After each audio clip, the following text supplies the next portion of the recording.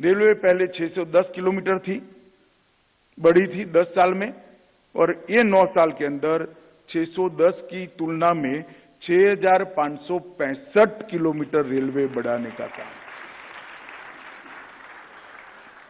Highway 2014 तक total देश में नेशनल हाईवे 91,000 किलोमीटर था।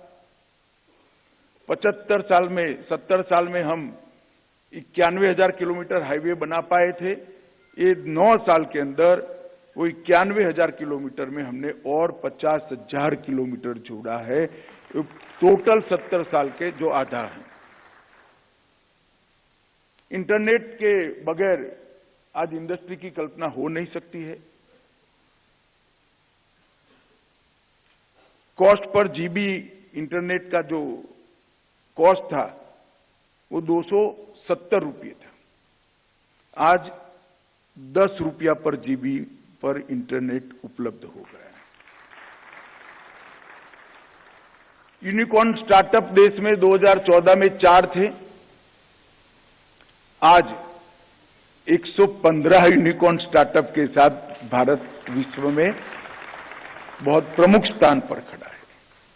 2014 में स्टार्टअप 350 थे, आज 1 लाख से अधिक स्टार्टअप हमारे अर्थतंत्र को गति दे रहे हैं।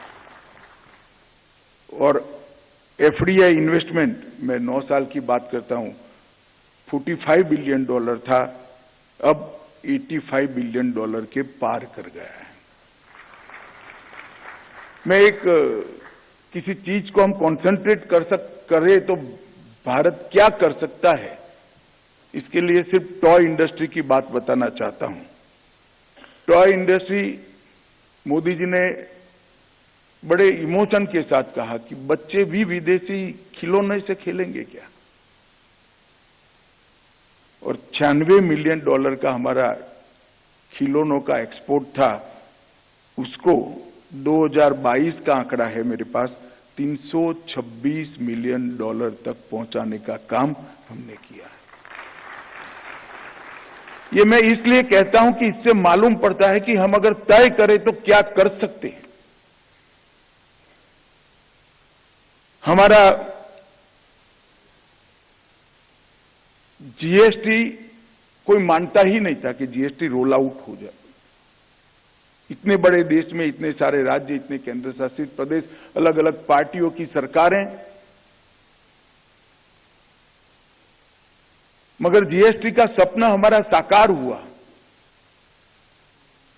और टीम इंडिया के अप्रोच के कारण जीएसटी काउंसिल में एक ही निर्णय है जिसमें वोटिंग हुआ है, बाकी सारे निर्णय unanimously irrespective of party politics किए गए। ये जो साझा सोच की राजनीतिक संस्कृति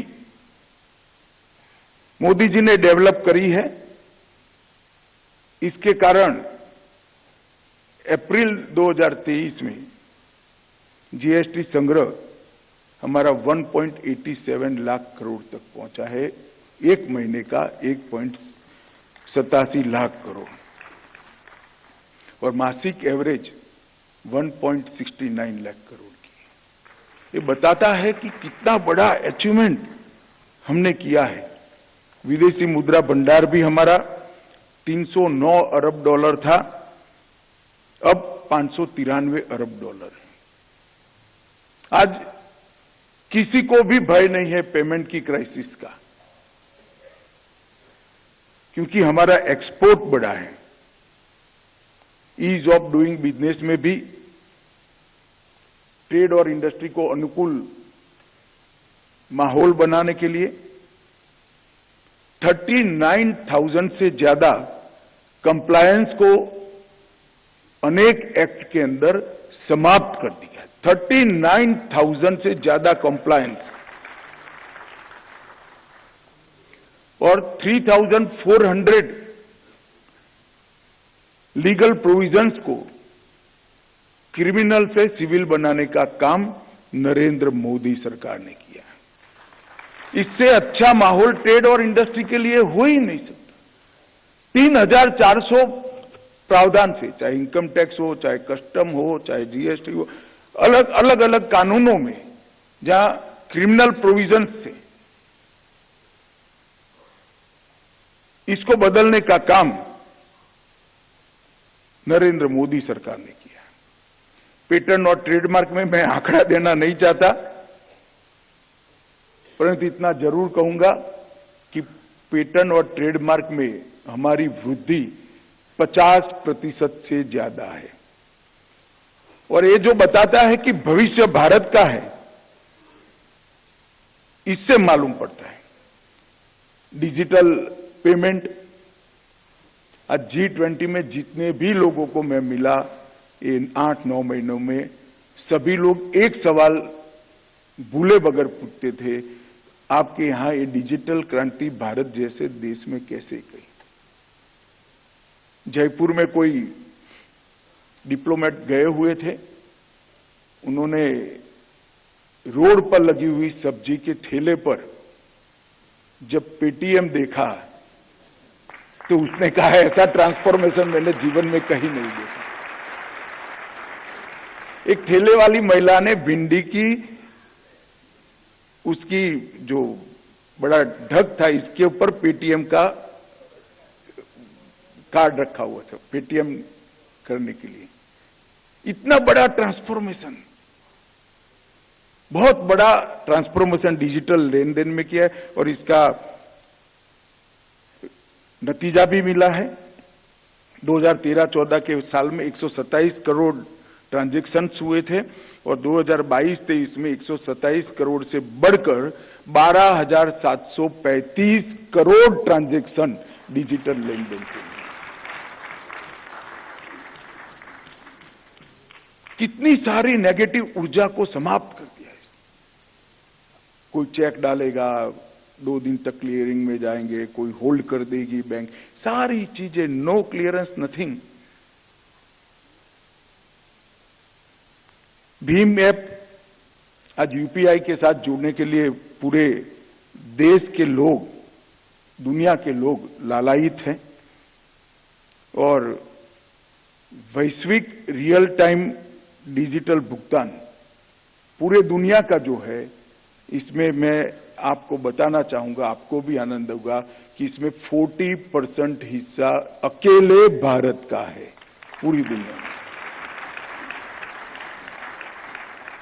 50 करोड़ लोग ऐसे हैं,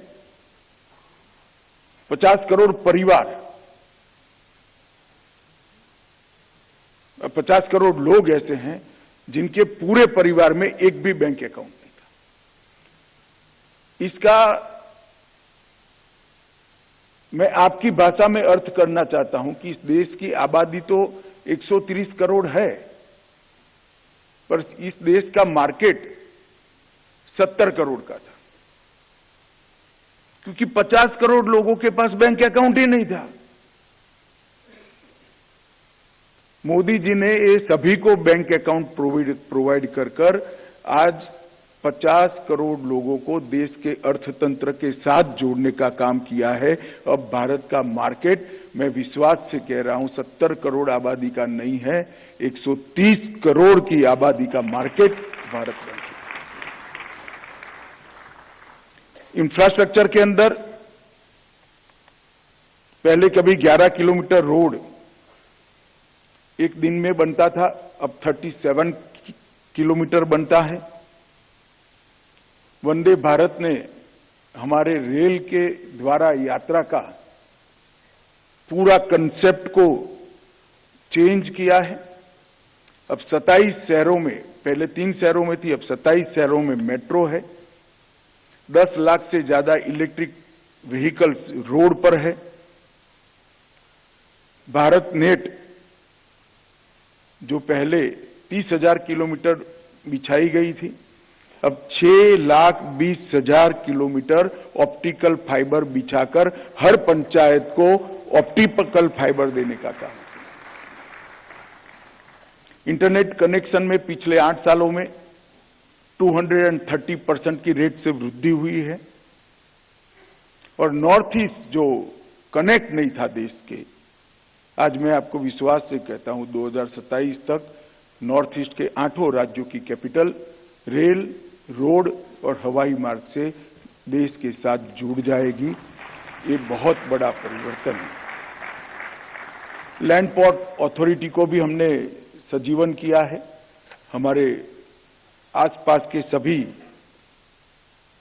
देशों के अंदर इसके माध्यम से 42,000 करोड़ रुपए का व्यापार हुआ है। ये सारा इंफ्रास्ट्रक्चर जो बना है, हेल्थ का क्षेत्र हो, एजुकेशन का क्षेत्र हो, इसके माध्यम से ट्रेड और इंडस्ट्री को